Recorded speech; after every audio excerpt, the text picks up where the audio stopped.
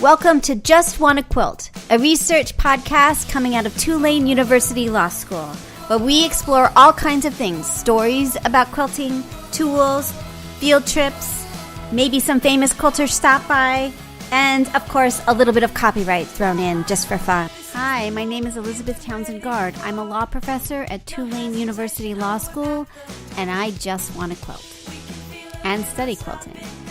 So today we talk to Chris Sprigman. He is a law professor at New York University Law School. He is amazing. He is super famous, super smart, and he's coming to us to talk to us about ways to approach projects like this one, which is qualitative to begin with, and then we're telling stories, we're learning about stories, we're thinking through what the quilting industry is like, and then other ways we can think about doing the research as we go. So this first stage is kind of trying to get a landscape of what the quilting industry is. The next stage we'll kind of do a deep dive on different aspects of it to get better understanding of that. So let's talk with Chris and learn more about doing these kind of cultural projects.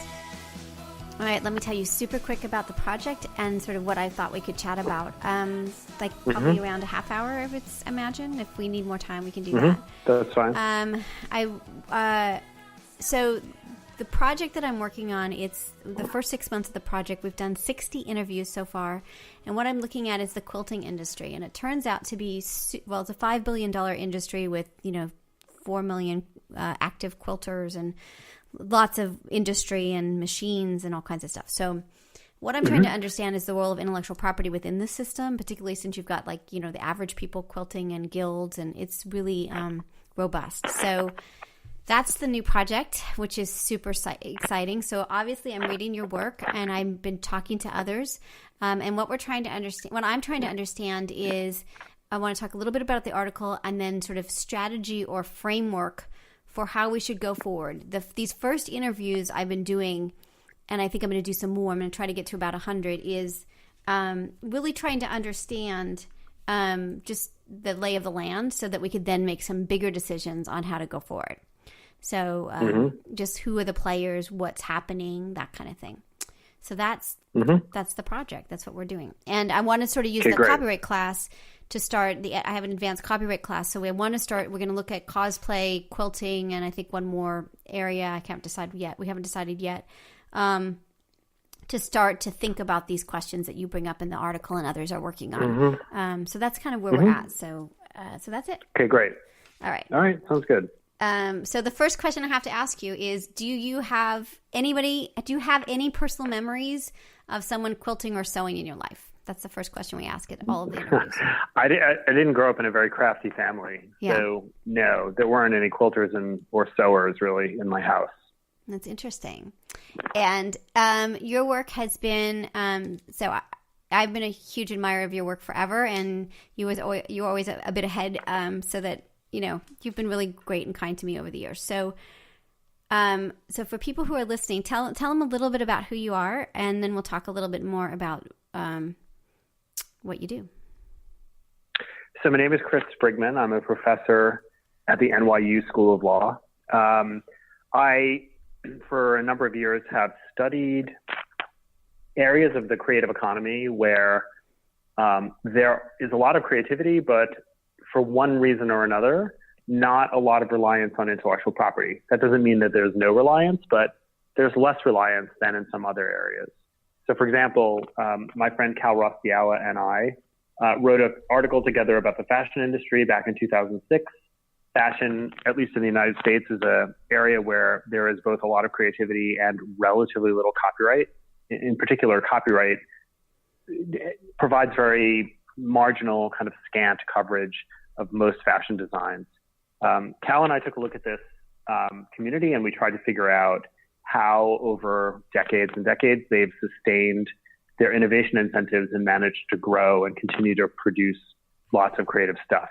So that article looked at fashion, and then we started looking at other areas. I wrote an article about stand-up comedy with Dotan Oliar, again, relatively thin copyright coverage of what stand-up comics do, lots of creativity.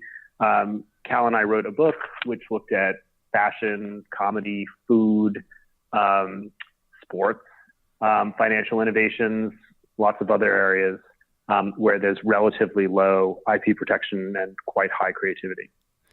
And so the article that I'm going to post with this podcast is really accessible and awesome because it kind of gives you an overview of kind of how to think about this stuff. And it's called Copyright and Creative Incentives, What We Know and Don't. So what is a creative incentive? Let's start with that.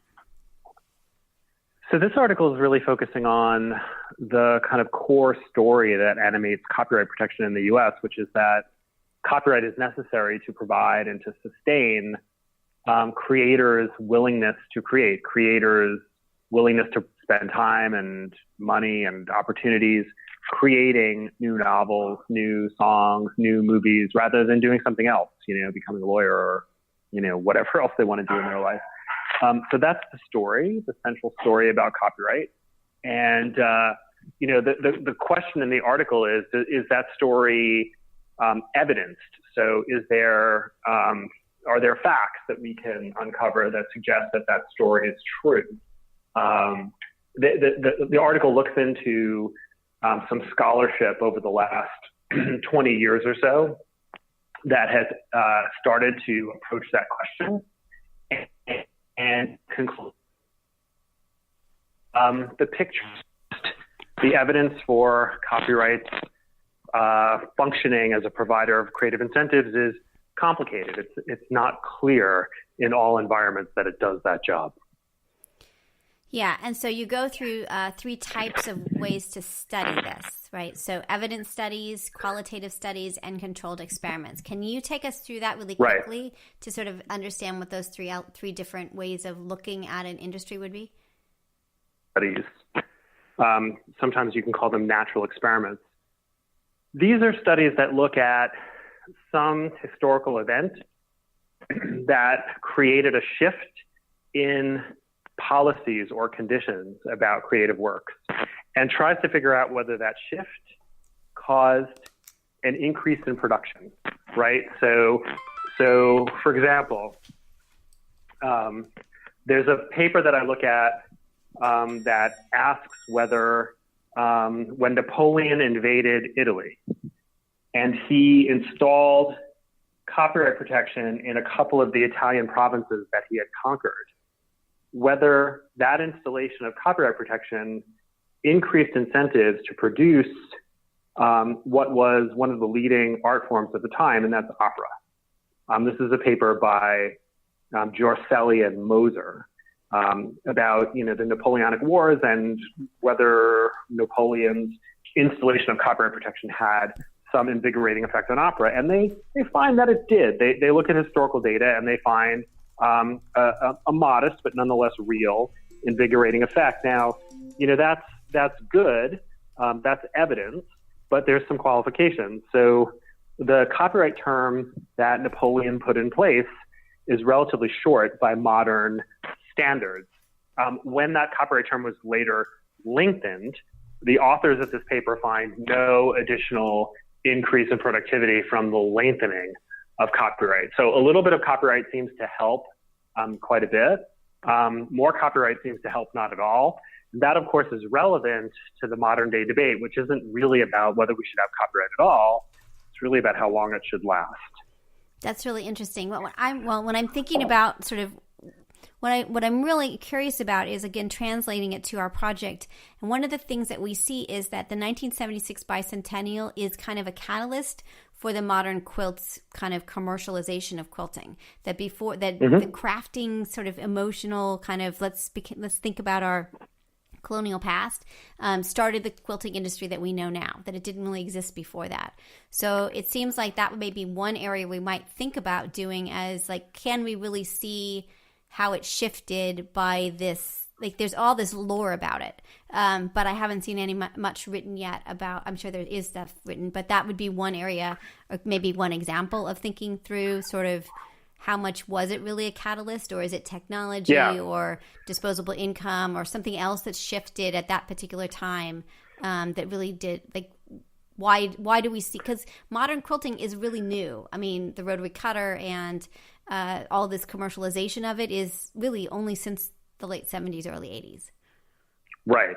Yeah. And so, if you look at the bicentennial as this kind of external shock that maybe you're hypothesizing really created a lot of demand for quilts or caused creators to turn to quilting as an art form, that seems to me like a testable proposition. Now two things to say. So there, you wouldn't be testing really whether copyright had a role. You'd be testing whether some cultural phenomenon, that is the celebration of the bicentennial, had a role. That's an important and interesting independent question, but it's not really a copyright question.